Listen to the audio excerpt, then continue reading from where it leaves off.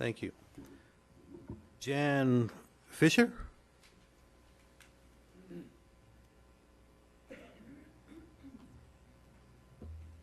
Mayor and council, I have been a Oro Valley resident before it was Oro Valley. I've not been this involved in anything that went on here until now.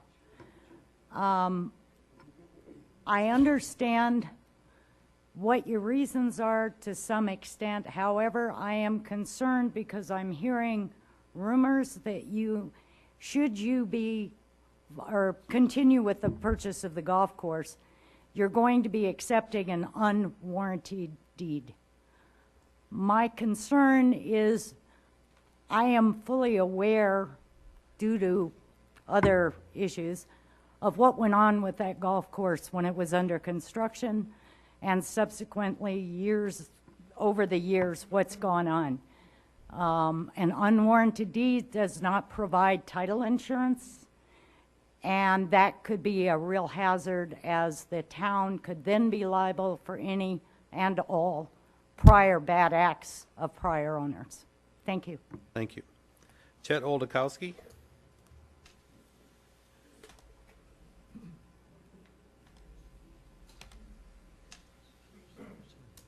I'm Chet Oldakowski, Oro Valley resident for about 18 years.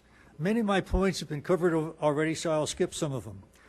I will like to say, though, that I was proud to be a signature collector for this referendum. In the process of collecting the referendum votes, it was interesting to see how many people came out specifically to vote. We didn't have to do any selling or education. They basically came out. We find that they were very well informed.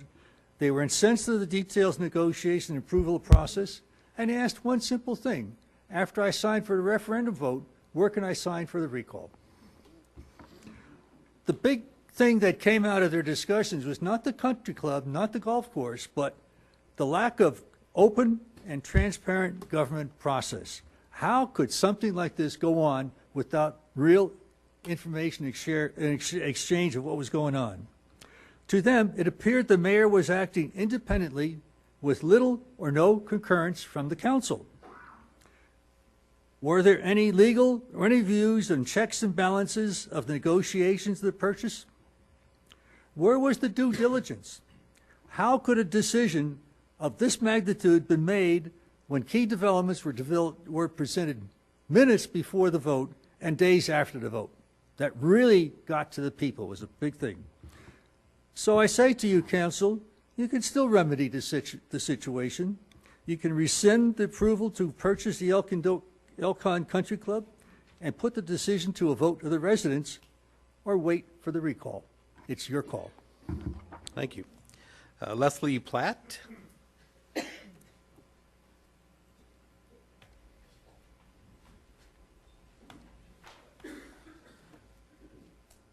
I'm Leslie Platt. I'm a registered voter in Oro Valley and a resident of Sun City, Oro Valley. I'm really not afraid that the Elkhorn golf courses would adversely affect our Sun City golf course, the views. I don't object to a community center, and I don't object to a tax increase to pay for it. But I do object to not having sufficient time or information to consider your proposal, which I'm inclined to believe will be a financial disaster for the town.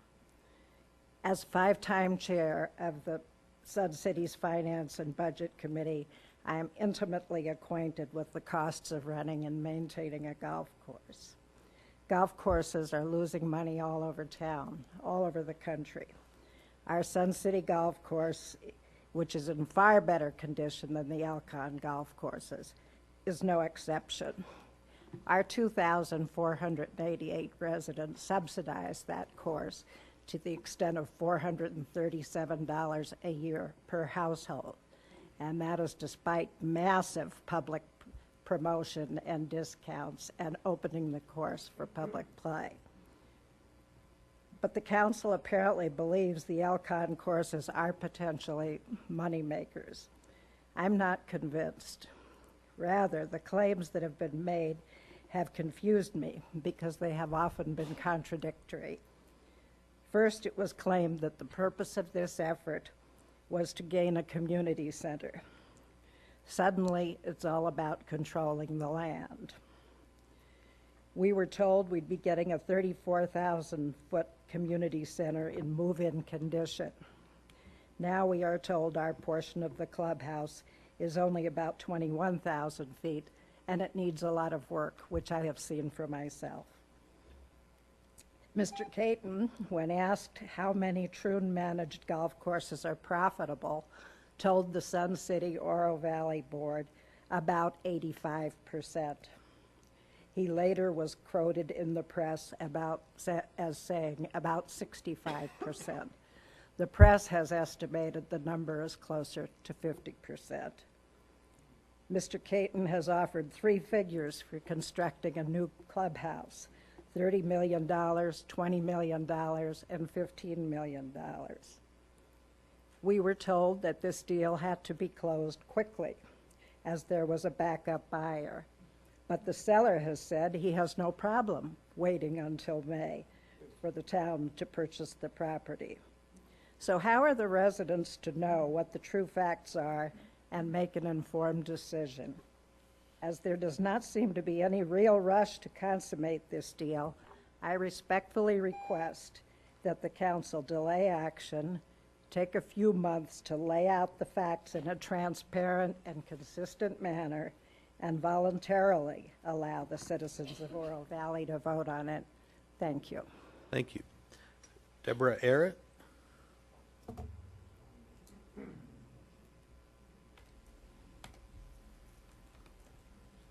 Mr. Mayor, council members, my name is Deborah Arrett, and I am a resident of Oro Valley. I want to share an experience I had this afternoon, and I think it ties in well with the memo that Councilmember Hornet read and comments made by Cheryl Lamona, I just call her Cheryl, about the responsibility of state, county, and town officials in a referendum effort. I sent the town clerk an email this afternoon asking, please confirm that I have up to 10 days to challenge your decision on verification of signatures on a petition for a referendum. The response was interesting for a couple of reasons. Even though my email was sent at 1:46 p.m., the town clerk's response was sent at 12:59 p.m., 47 minutes before I asked the question. I would be here tonight praising the fast service, except I wasn't real happy with the response. Her response was, sorry, but on the advice of the town's attorney, I am not allowed to answer your question because it would be providing legal advice. Please contact independent legal counsel as quickly as possible regarding your question. And I have. But first I responded.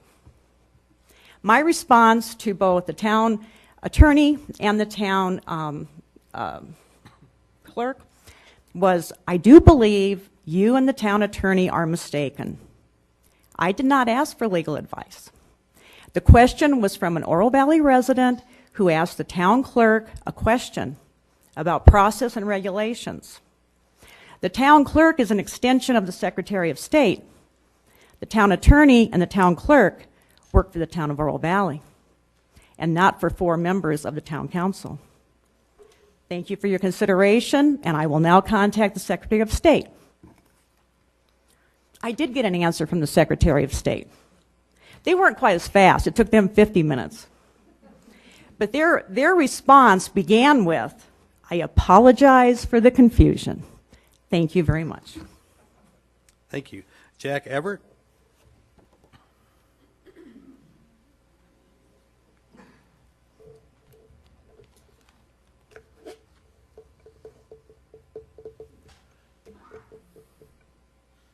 Good evening, Mayor and Councilman. My name is Jack Everett. I'm a resident of Oro Valley.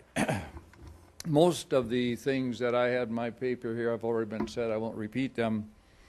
I want to start out, though, by saying that I really am sorry to see this conjecture occurring. I really think, as a council, you've done an awfully good job for Oro Valley. but I think you're really coming to a turning point where people are going to really wonder whether some of these great things are going to continue. This is a bad deal. When you ran for office, you all said that you would listen to the residents. Well, you've got a Parks and Open Space Advisory Committee that voted 6-1 against this project. That'd be something to listen to.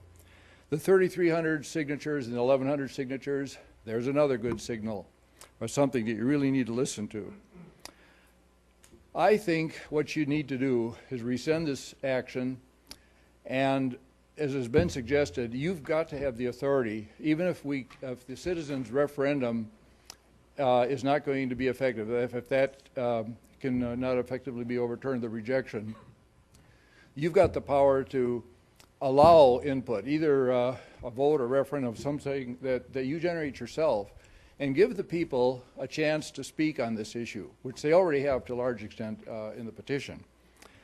We need the time that would occur during such an election campaign for many of the questions that you've heard posed earlier here, which are very good questions, that we need to get answered. Some of the questions that I see here is that, to the best of my knowledge, we're kind of force-feeding our community center into that structure. I'd like to know exactly what it is that we need for a community center, and we need citizen input to get that. It should be a process that takes committees working together, hearing from all members of the community as to what it is that we need in a community center, and then build a community center that meets those needs, not force it into apparently pretty well worn out building that's going to take a lot of work to make it useful for our purposes. And then build it in Aranda Park, and we don't need that extra land. If the process goes forward, then the next thing I would urge, it would be that before we do anything with the golf course, we really find out what exactly the implications are to leaving that golf course it is to the people that live on it. I don't think we've had clarity to that, exactly what could happen on the golf course.